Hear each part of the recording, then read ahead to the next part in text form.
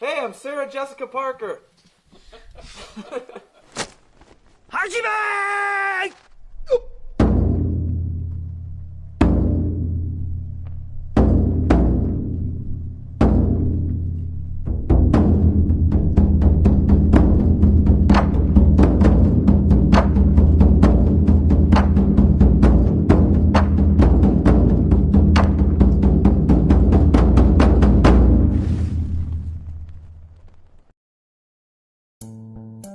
It was my rest week last week. I love rest week! The rest week didn't really feel much like a rest week because I pole vaulted at the U of M Saturday before, then I went to the pool Sunday and coached on Sunday. I vaulted on Monday. And that was a little too close. I didn't have enough rest between vaulting and vaulting again. We'll see. I don't know. It's just, I can't do it. That's what I figured out. This was a much needed rest week. Here's a funny story. I was editing my vlog last week, and I took a picture out of the vlog and sent it to Caroline. And apparently, while she was in parent-teacher conferences, she opened the email that I sent her with this picture, and she started busting out laughing hysterically. And everyone was staring at her. And it was this picture right here. So, vaulting on Monday, I felt flat, I felt sore, I did not really feel like pole vaulting that day, I felt like taking a nap. I didn't get a lot accomplished technique-wise, which sucks. It's the technical things that are going to make me jump higher. And I couldn't work on my turn very well because I couldn't even get down the runway. Without feeling like I had sandbags on my legs. I left frustrated again. I left the practice frustrated. Well, that sucked. I need at least 48 hours in between vaulting at a meet and practice. I feel like I didn't get anything accomplished. And my weaknesses is my technique. So if I can't fix my technique, I'm not working on my weakness and I'm not getting any better. So, lesson learned. Take more time in between so I can get a quality day, not just reps of ugly jumps. Lesson learned. And then I watched these videos. I was jumping like 17 feet, or 16.9 to 17 feet from 6 lefts while feeling crappy. So, I don't know. You have to stay positive or else pole vault is going to eat you alive because you always end on a miss. So you always end with failure, and somehow you got to find a way to stay positive and look at the good things that happen. So the good things that happened where I was feeling like crap and I could still jump 17 feet with a short approach. So that's pretty cool. But I learned that I need to take more time in between jumps, and that in between jump days, and that is huge. So that's probably the biggest thing I took from that day.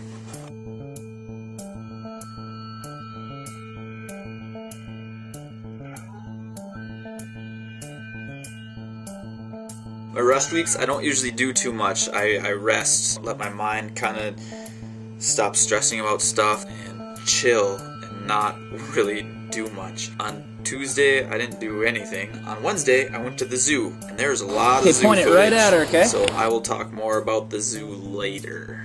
In my random footage stuff. I know it's not ideal to just do pretty much nothing during your rest week, but I have found that when I try and do anything, I end up doing too much, and then I don't end up resting anyways. I just know me too well. I've made that mistake too many times to fall for it again. Not gonna fall for it again. So I took it easy, and usually when I do that, I feel great. I feel peppy and good, and I feel like I'm ready to roll. The thing is, though, I wasn't feeling any better. But yeah, I still felt like I needed a nap, and I still can't figure out what it is, whether I'm just not taking enough, there's not enough rest days in my training. There's no day to like recover during my week. For me, writing my training standpoint, that's what I'm trying to focus on. Is trying to figure out why I'm still feeling tired and flat. I went to the meet at Mankato State University. I think it's Mankato State. Minnesota State, Mankato? I don't know. It's just, I can't do it. That's what I figured out.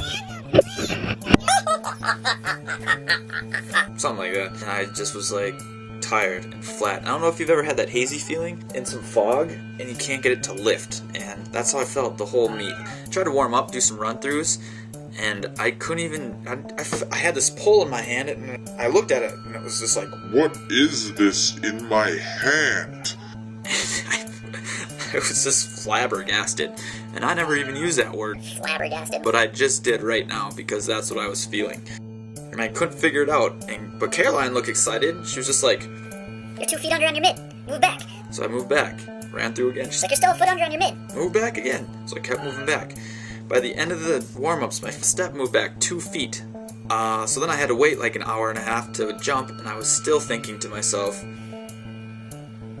I hope this works because I didn't take any up, and why is my step back 2 feet? This is ridiculous. but the meet started, then the bar went up at 520. I grabbed the pole I usually use to make 520, which is the 16.0. I'm pretty good under pressure. Like, if there's some pressure, I usually rise to the challenge. I did. I took it up and whoop, just flew over 520. That was great. I trust my run now. I know I can do it. Instead of going to 535 like we had been, we went to 540. Made that on my second attempt. Still on the littles, on that 16.0, which I should have been on a bigger pole right away, but since warm-ups went so bad, I didn't really trust myself.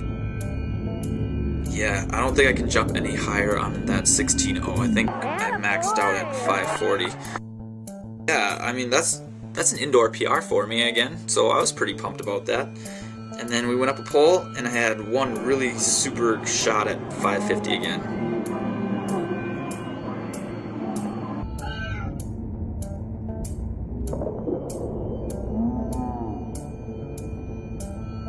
.550's killing me, so I don't think I'm going to jump at 550 anymore. Caroline made the suggestion that next week I jump at 551. I kind of like that idea. Sounds cooler anyways, and it's a little higher, because 550 just isn't working out for me right now, So yeah, it was a good meet. So I was running faster than I ever have, and my steps moved back. Made that 15.5 flex UCS Spirit feel like a noodle. It had the standards deeper than they ever have on that pole, but yet still felt flat and tired.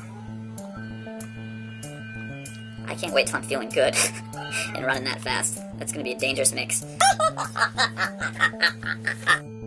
Like always, please subscribe and share these with your friends and leave comments because I like answering them. Yeah, I'll see you guys next week. Boop.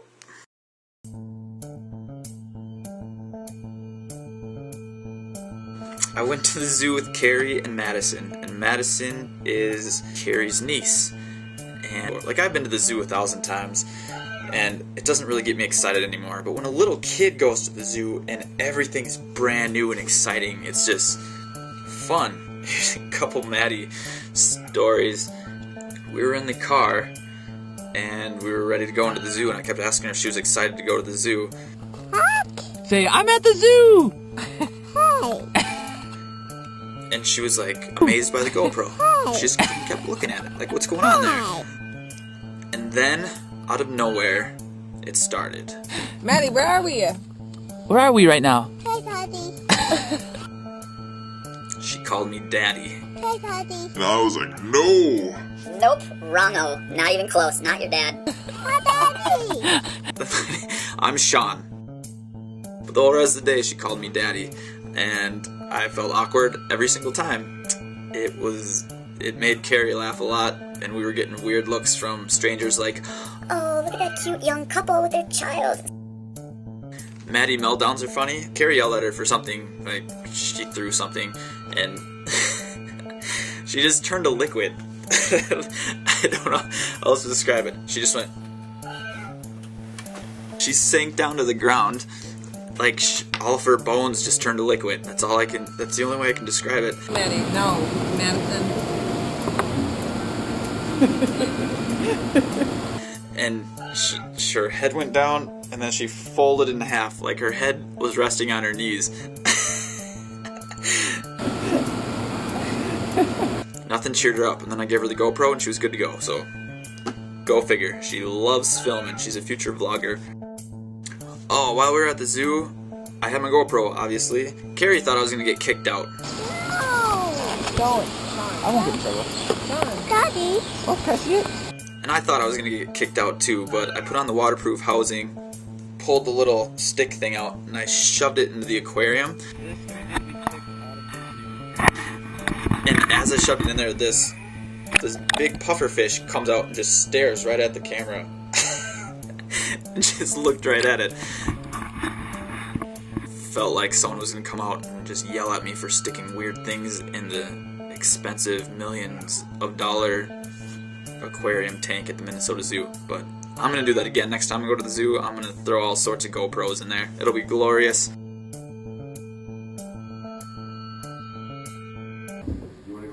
Whee!